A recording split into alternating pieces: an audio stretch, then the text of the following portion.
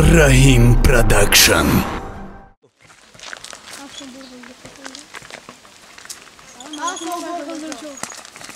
سلام نغزه کجا بیا پیش بیا نغزه بچه کی تو بچه اشان زلفقار اشانی زلفقار کدوم ها نغزه خوبی آتش خیلی صواب نشه گوش کن هک بچم برا آتش بگو همی مالی مردا که گرفتی در دکره بار بگردم فهمیدی های آخی های برو همچنی گنده چی دیگه تا نبود 4 تا میخ بده بگی بیار فهمیدی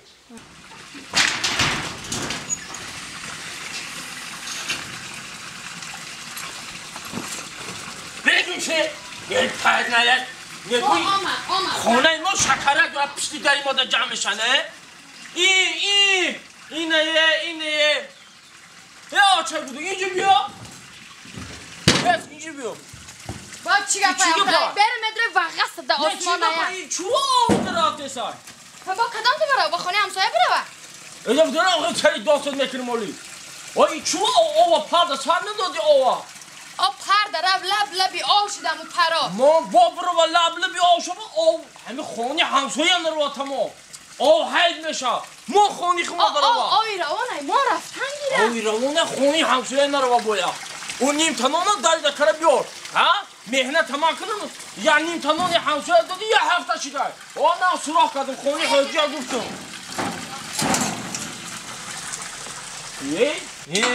همین دم یه روز نبودم آوازت بلند شده یا بیا ای بالا بشنه نه امجاب جان نغزه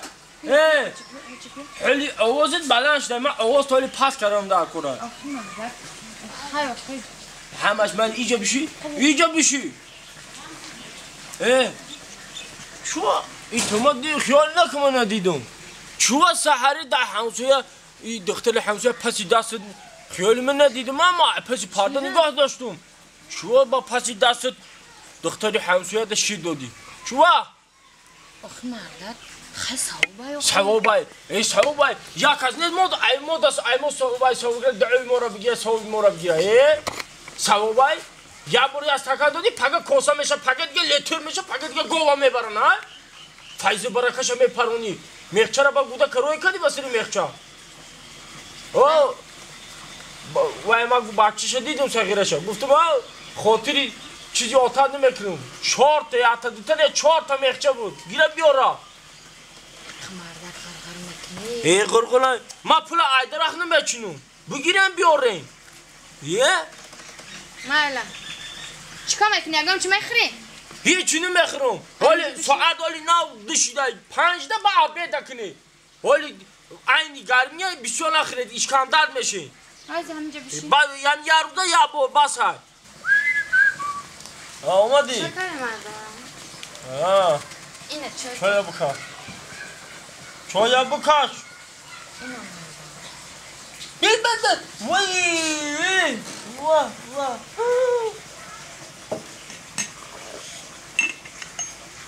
وای خانت بکش چای گشت بعد این چی تو شمایه دادی چون این چی تو شمایه چند قاشق شما دختی دا چند قاشق چای خواب دختی 4 تا خانه مثلا اینه 2 تا هم خیلی زن باشه این خانه سلات بشم نخواد در یک چایnik چای پدناله 4 تا قاشق چای دوزنه برای همین چای هم شما جنگ میکنین اما میدونی یا سندسون 6 سامان خریدم یا پاشکیه یا و پیش 2-3 ماه بود چی برای زده یا مونه بود دوستا چای سیاه میگی کو چای سیاه همین چای دم کردی زنه که بیعقل یک قاشقچه داد پیش مهمون برور یا مهمون ایزوکش انه بعد مهمون خیز در بولش دم که با یه هفته خیرم با پارتون شه دنیا را خیمانی دفعه دیگه خیر نکن این من پول عقیدی کچه نیافتم 3 آخه مردم یه گفت بگیم جنگ نکنم با یکم چی در کره آخه مردم اگر یکم چی با ای بازار خار یکم چی بیار گفتنی باشه ها مردم نامی پولا کاتگوریچکی نگی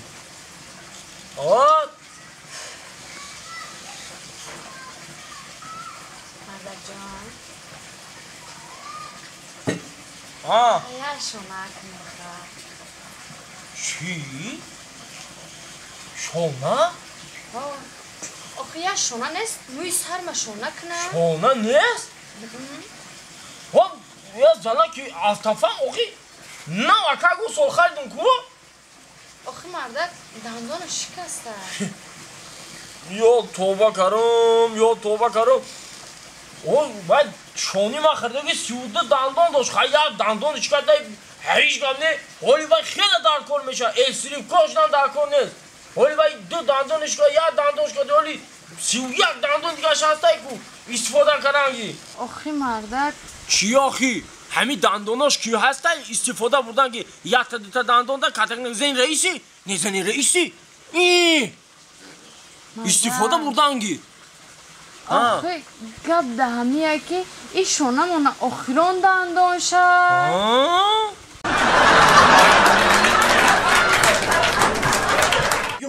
خلا جون بزنه به من تایق میگیم دست بگی بچم دست اگر اینجا تیاری؟ دست بگی تیار باشین شیر جبه بچم همی خونه ده مشتیم آخه خلا جون هوا بهار پگوده نغزه سبز فون تلویزیون ده نغز میبیا همین تلویزیون ده چیزی سبز خوبه بیا خلا جون من یردم دست بگی بچه جون دست بگی خلا جون خیلی یردم بگم چی بود دست همه خواهم همی مصطفی رحمتی مصطفی رشکنی بود بچم رشکنی بود خب مالی خلا جون همین شما دا خیلی معقول باشه مرا اکرم جون جا تر کردی وقت نه کامera امسمو عیسی نه ما کامera را ای طرفونه ها آنتی کادر چخله نغزه اکرم کی بچو کامera تصویر کنه خلا جون من انم جای داشتنی او ایدر خلا جون گوش که خلا جون حاج ما سوال میتیم خود جواب میتی سوال جواب میشه برای تلویزیون بچم من چیگاه میزنم چیگاه میزنه او قاقی نیست خلا جونی من انا ما یکم همین روزگاری شما سوال جواب میکنیم شما همین جوابای ما را وای کن با ما جدا خیلی یاردم کردم میگیم سلام علیکم تماشابینان عزیز و گرامی قدر مخلصان و هواداران کانال رحیم پروداکشن همه شما را یک بار دیگر به همه شما میرسونیم که ما در خانه خاله چی نام داشتیم خاله جان عزیزی ما خاله زهرا جان که عمری با پربرکت 90 ساله را دیدن و در طول حیات عمری با برکت خود 4 شوهر با 4 شوهر زندگی کرده صاحب 32 نفر فرزندانی با آبرو با نام و ناموس دیها رو تربیت کرده با وی رساندن و صاحب 263 نبیره و ایویره و کبیره است و الحال از ما درخواست کردن هیئت همین دیها کلونای دیها که ما درباره این مادر بزرگوار یک برنامه کنیم و این مادر باز میخواهد که در دم پیری تنها است باز یک شوهر دیگر کند و همین کم ترک درباره این مادر عزیز ما امروز یک برنامه خردکک پیشکشی شما میگردونیم خاله زهرا جان مادر عزیز از همون لحظه که ما با خونه شما حضور آوردیم شما رو مهمونوازی شما رو دیدیم همین یک چیز رو تعجب به من افتاد که همین خواستم حس کنجکاوی ده میخوام از شما یک چیز رو پرسون شوم خاله جان من همین خالی برای بینی شما برای چی در شما مونده است در این سن سال تا حال این رو از همین بینیتون نگرفتید همین در سبب در چی باشد بچه‌مه این خالی بینی ما تاریخ دراز داره نمیشه همو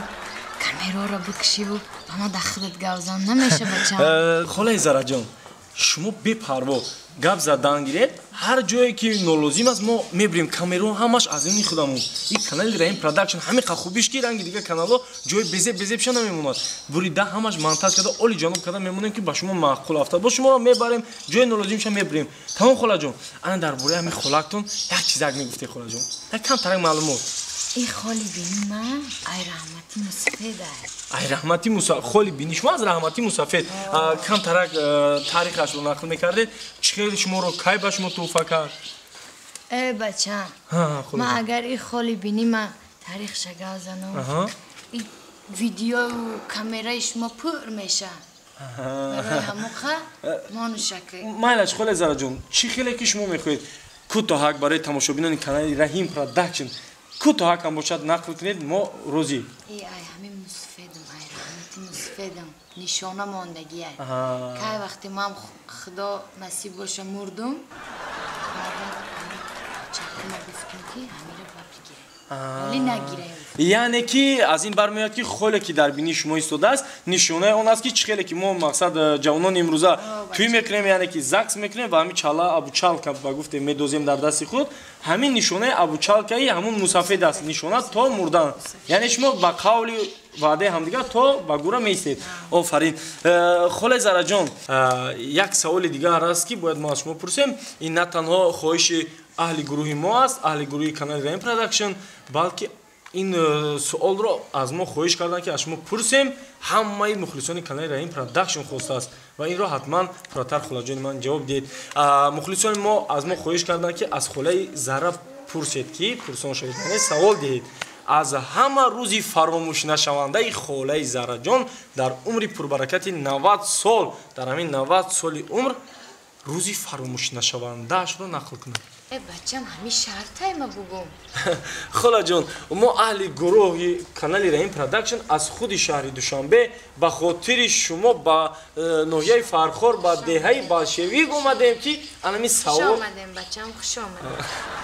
ایجا شکر کنیم خاله جان ایسر انا اینجا ما ایم شهر دوشنبه برای چون که خود اومدگیم انا سوال بود شما ما جوابش بگیریم معنی بر خاله جان ما انا سوال جوابش بتین مودا معنی یک بودی خاله جان میریم اگر این بچو تیاری رفتیم خاله جان ما میخوایم انا سوال رو از شما پاسخش رو بگیریم خاله جان در بچه بمرمه